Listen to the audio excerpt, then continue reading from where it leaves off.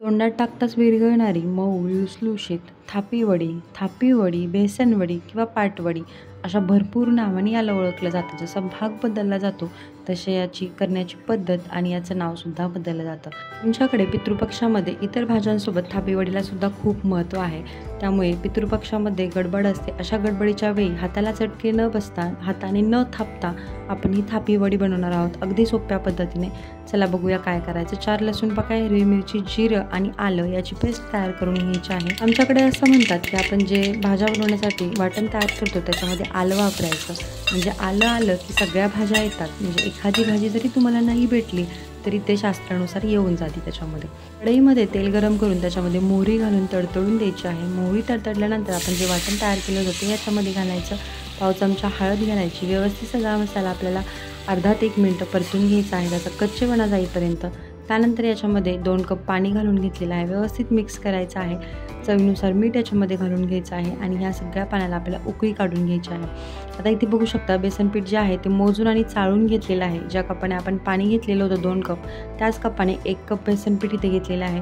सगळं बेसन पीठ याच्यामध्ये घालून घ्यायचं आहे. सुरुवातीला तुम्हाला वाटेल की गुठळ्या झालेल्या आहेत, पण नंतरून या पद्धतीने जी आपली कालवणाची पळी असते त्या पळीने ह्या सगळ्या गुठळ्या मोडून घ्यायच्या आहेत. बेसन पाण्यामध्ये घातल्यानंतरून गॅसची फ्लेम एकदम लो करायची आणि ह्या गुठळ्या आपल्याला मोडून घ्यायच्या आहेत. आणि त्यानंतर गॅसची फ्लेम जी आहे ती मीडियम ठेवून पुन्हा आपल्याला या गुठळ्या अशा एकसारख्या मोडून घ्यायच्या आहेत. सुरुवातीला तुम्ही जर का गॅसची फ्लेम फुल ठेवली तर आपलं बेसन पिठातलं पाणी पटपट आटलं जातं आणि हे गुठळ्या मोडल्या जात नाहीत. त्यामुळे सुरुवातीला लो गॅसवरती गुठळ्या मोडून घ्यायच्या आहेत 2 ते 3 मिनटं आणि त्यानंतर मीडियम गॅस करून आपल्याला ह्या सगळ्या गुठळ्या अशा 4 ते 5 मिनटं मोडून घ्यायच्या आहेत. पद्धतीने जर का तुम्ही थापी वडी केली तर चवीला खूप अप्रतिम लागते. याची टेस्ट एकदम भन्नाट लागते. इथे बघू शकता बऱ्यापैकी गुठळ्या यातल्या मोडलेल्या आहेत. जर का एखाद्या शुल्लक थोड्याशा बारीक गुठळ्या राहिल्या असतील तर ह्या बेसनामध्ये शिजल्या जातात. त्याच्यामुळं त्याचा पिठाळपणा लागत नाही. बघू शकता 7 ते 8 मिनटे या पद्धतीने गुठळ्या मोडून घ्यायच्या आहेत. त्यानंतर या पद्धतीचं आपल्याला पीठ तयार होतं. त्याच्यामध्ये 1 पळी तेल घालून घ्यायचं आहे आणि पुन्हा आपल्याला मीडियम गॅसवरती हे बेसन जे आहे ते आपल्याला व्यवस्थित मिक्स करून घ्यायचं आहे. बघू शकता 1 कप बेसन पीठ 2 कप पाण्यामध्ये व्यवस्थित शिजलं जातं. त्यानंतरून या पद्धतीची कन्सिस्टन्सी झाली की आपल्याला हे गॅस बंद करून घ्यायचं आहे आणि एका प्लेटमध्ये मिश्रण काढून घ्यायचं आहे. त्या अगोदर प्लेटला तेल लावून ग्रीस करून घ्यायचं आहे. गॅस बंद केल्यानंतर कढईमध्ये तसंच मिश्रण 5 ते 10 मिनटं थंड झालेलं होतं. थोडंसं घट्टसर पण आलेलं आहे या मिश्रणाला. त्यानंतर प्लेटमध्ये सगळं मिश्रण काढून घ्यायचं आहे आणि या पद्धतीचा स्पॅच्युला घ्यायचा आहे आणि त्या स्पॅच्युलाच्या साहाय्याने आपल्याला हे एकसारखं असं प्रेस करून घ्यायचं आहे.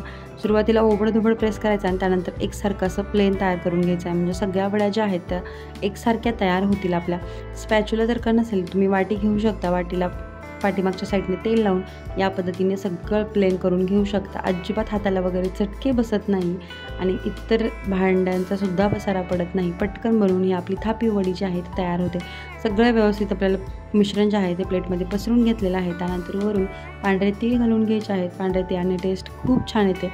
तीळ घातल्यानंतर पुन्हा आपल्याला स्पॅच्युला वरून अलगद फिरवून घ्यायचं आहे. त्यानंतर किसलेलं खोबरे याच्यावरती घालून घ्यायचं आहे. 15 ते 20 मिनटं सेट होण्यासाठी ही आपल्याला थापी वडी ठेवून द्यायची आहे. एकदम नॉर्मल टेम्परेचरला ठेवायची आहे. पूर्ण प्लेट थंड झाल्यानंतर मगच आपण ही वडी कट करून घेणार आहोत. मंडळी, माझ्या रेसिपी तुम्हाला थोड्या जरी आवडत असतील तर आपल्या चॅनलला सबस्क्राईब करा. व्हिडिओला लाईक, शेअर आणि कमेंटसुद्धा करा. आणि या थापी वडीला तुमच्याकडे काय म्हणतात ते कमेंट करून नक्की सांगा. चला तर बघूया. या पद्धतीने सगळ्या वड्या आपण कट करून घेणार आहोत. जसे की आपण बर्फी किंवा काजू कतली कट करतो अगदी त्या पद्धतीने. उलटण्याला बघू शकता अजिबात चिकटलेलं नाही आहे. अगदी परफेक्ट अशा आपली थापी वडी बनवून तयार आहे आणि अलगद उचलल्या जाते. अजिबात चिकटत वगैरे नाही आहे. मस्त दाणेदार अशी थापी वडी आपली तयार झालेली आहे. चला तर मग पुन्हा भेटूया तशाच नवीन चमचमीत गोडधोड अशा रेसिपींसोबत. तोपर्यंत छान छान रेसिपी बनवून खात राहा, एन्जॉय करत राहा आणि स्वस्त राहा.